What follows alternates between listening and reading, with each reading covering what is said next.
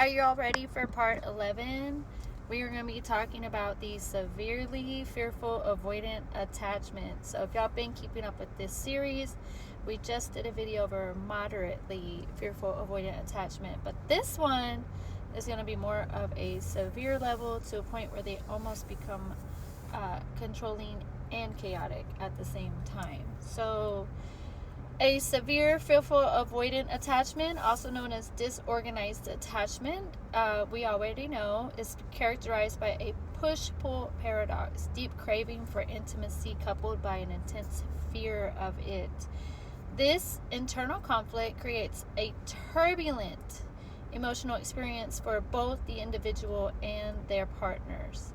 So they are highly affectionate, but also highly cold, highly capable of suddenly withdrawing, acting cold, ghosting their partners when they feel like they're getting too close.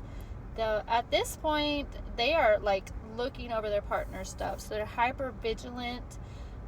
They are aware of the shifts in partner's tones, body language, texting patterns. Also, just trying to find cues of rejection and betrayal at this time. So they do have a negative view of themselves and others, so they do not have any trust at this point. They don't trust themselves and they don't trust others.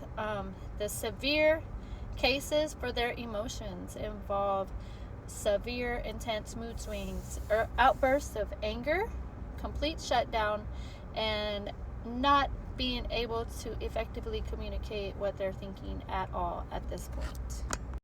As a relationship partner, what are they like? All right. They will, at this point, self-sabotage every relationship they're in. It's just that they cannot handle a stable, serious relationship. They may pick fights in things suddenly to protect themselves from the inevitable pain of being left first. However, they're usually the ones that do it to themselves. They fear it, but they're the ones that do it to themselves. So let me put that out there. They're always going to do it to themselves. They are going to be testing boundaries. They are going to be distancing themselves, portraying negative behaviors, just like testing the waters to see if you're really going to stick around at this point. And they are going to play mind games with you. They're going to want you, but they're not going to want you. They're going to want you there, but then they don't want you there. They want you close, but then they'll push you away. They'll be like playing this game of, let's see if you come and get me first kind of attitude. Their behavior often isolates between extreme clinginess and extreme distancing. At this point, they can be extremely loving, very, very, very, very intensely, and then push you away so cold that you just don't even understand what happened. You're probably just like, what the heck? What did I do? It's not you, it's them. They are also going to avoid labeling at this time. They want the relationship, but they don't want a name for it. They want you to be with them, but they just want to see where it goes, kind of thing. All right, typical triggers for a severely fearful avoidant at this point. The increased intimacy in a relationship at this point will cause them to have an immediate flight response. I love yous, the romantic smoochy stuff, okay? Moving in together, meeting the family can trigger this flight response, this part where they're just gonna be like, ooh, it's too much, I can't do this. Okay, they're not gonna be able to do it.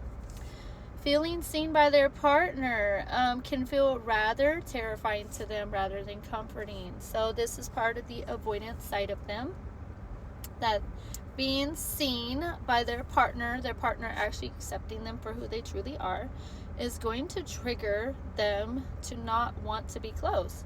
It's like almost like saying, I wish I had somebody who understood me, but then you have somebody who understands you, and then you ignore them because they understand you. You don't know what that feels like. It feels like danger to them. Perceived rejection at this point. Small delays in communication, minor criticisms can be magnified into proof that the relationship is failing. This is their anxious side coming out, that they're going to perceive that almost every comment from their partner is going to be a sign of rejection. They just don't know how to feel at this point. I want to add a little bit of information that I found for you. So, severely disorganized attachments or severe fearful avoidance can function in life but have frequent dysregulation. It makes them really hard to focus in life in general because they're going to disassociate. They're going to have lots and lots of chaotic thoughts. They have very unstable relationships, whether it be romantic, whether it be boyfriend, girlfriend, situationships, family relationships. They will all be unstable at this point. Inconsistent thoughts and feelings. They are constantly shifting between that hot and cold behavior with everyone. And maybe if they're parents, they're probably doing it with their children too. They have explosions of anger and fits of anxiety, and they also disappear for extended amounts of time.